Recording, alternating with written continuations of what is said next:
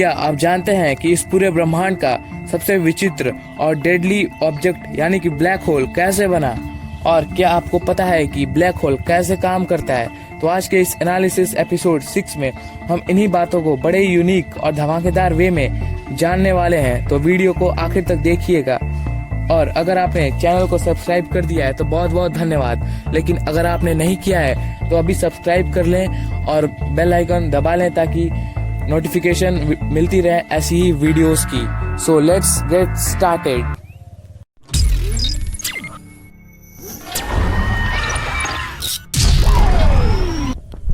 Black hole, the most strangest object in the universe ever. Black hole एक ऐसी जगह जहाँ पे कुछ भी नहीं पास कर पाता, इवन स्टार्स भी इसके पास से गुजरते हैं तो इसके स्ट्रॉन्ग ग्रेविटेशनल पुल के शिकार बन जाते हैं। और ये black holes millions of number में आउटर स्पेस में पाए जाते हैं। तो चलिए जानते हैं कि हमारे ब्रह्मांड का सबसे विचित्र जगह कैसे बना, यानी कि ब्लैक होल कैसे बना।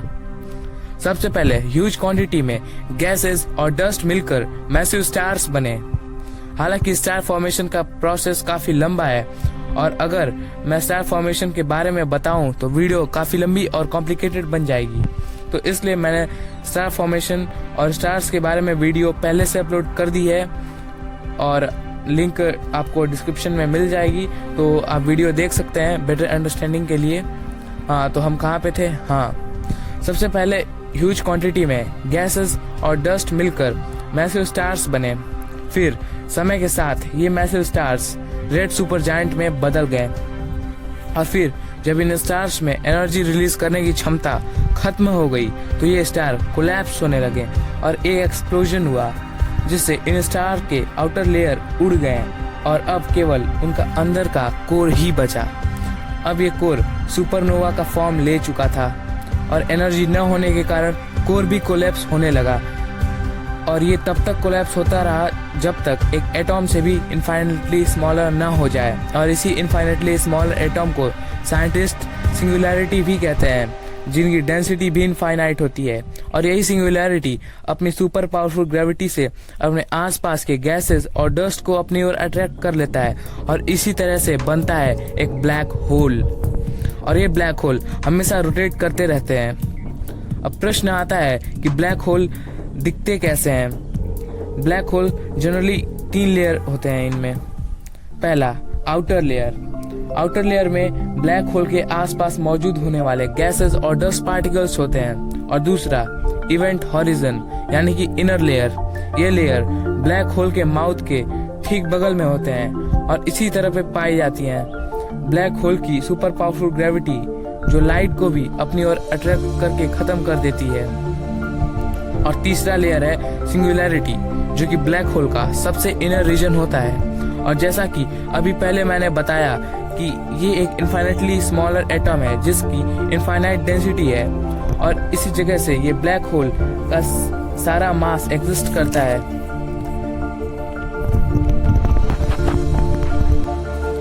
हमने अब तक यह जान लिया कि ब्लैक होल होते क्या है और ये कैसे बनते हैं और कैसे दिखते हैं, मगर अब हम जानने वाले हैं कि ये कितने टाइप के होते हैं। तो ब्लैक होल 3 टाइप के होते हैं। पहला, स्टीलर ब्लैक होल। इस टाइप के स्टीलर ब्लैक होल्स काफी छोटे मगर डेडली होते हैं। जब छोटे स्टार्स कोलैप्स होते हैं तो न्यूट्रॉन स्टार या फिर व्हाइट ड्वार्फ में बदल जाते हैं, लेकिन जब बड़े स्टार्स कोलैप्स करते हैं तो स्टीलर ब्लैक होल बन जाते हैं। ये स्टीलर ब्लैक होल्स बहुत ही डेंस होते हैं और मिलियंस ऑफ नंबर में हमारे ब्रह्मांड में पाए जाते हैं। और ये ब्लैक होल्स हमेशा अपने आसपास के गैसेस और डस्ट को अपनी ओर खींचते रहते हैं और कॉन्स्टेंटली अपनी साइज को बढ़ाते रहते हैं। दूसरा, सुपर मैसिव ब्लैक होल। ये ब्लैक होल अक्सर गैलेक्सी के सेंटर में पाए जाते हैं और अन्य ब्लैक होल्स के मुकाबले काफी रेयर क्वांटिटी में पाए जाते हैं। और इसके फॉर्मेशन को लेकर साइंटिस्ट में मतभेद है, यानी कि बहुत सारे साइंटिस्ट ने अपनी अपनी व्यूज रखी हैं।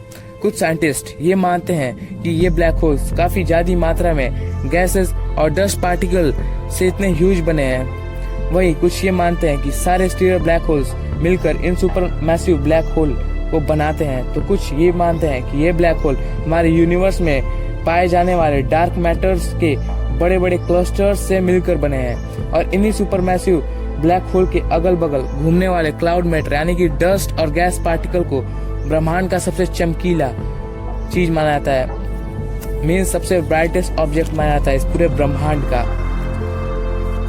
और तीसरा आता है इंटरमीडिएट ब्लैक होल। साइंटिस्ट ने यह रिवील किया कि हमारे ब्रह्मांड में दोनों छोटे यानी कि स्टेलर ब्लैक होल और बड़े यानी कि सुपरमैसिव ब्लैक होल्स पाए जाते हैं। तो इस तरीके से इंटरमीडिएट ब्लैक होल का होना लाजमी है और ये हमारे ब्रह्मांड में भी मौजूद होगा।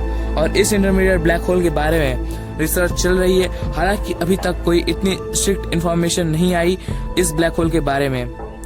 और कुछ साइंटिस्ट ऐसा मानते हैं कि अगर ब्लैक होल का हीट एनर्जी लीक हो जाए तो ये इवोपोरेट कर जाएगा और डिसअपियर हो जाएगा। तो इसी के साथ ये वीडियो खत्म हुई। वीडियो कैसी लगी कमेंट में जरूर बताएं। इसके साथ ही हमने हमारे चैनल को 10 मिलियन सब्सक्राइबर्स तक पहुंचाने का मिशन बनाया है। तो मेरी आपसे एक छोटी सी रिक्वेस्ट है कि हमारे चैनल को सब्सक्राइब जरूर कर दें, इससे हमें हमारे मिशन को अकम्प्लिश करने में सहायता मिले। और बने रहें हमारे चैनल पे, साथ ही रोज विजिट करें हमारे चैनल पे, क्योंकि हर दूसरे दिन वीडियोस आती रहेंगी। So please cooperate to complete our mission. Stay motivated, stay learning. See you again.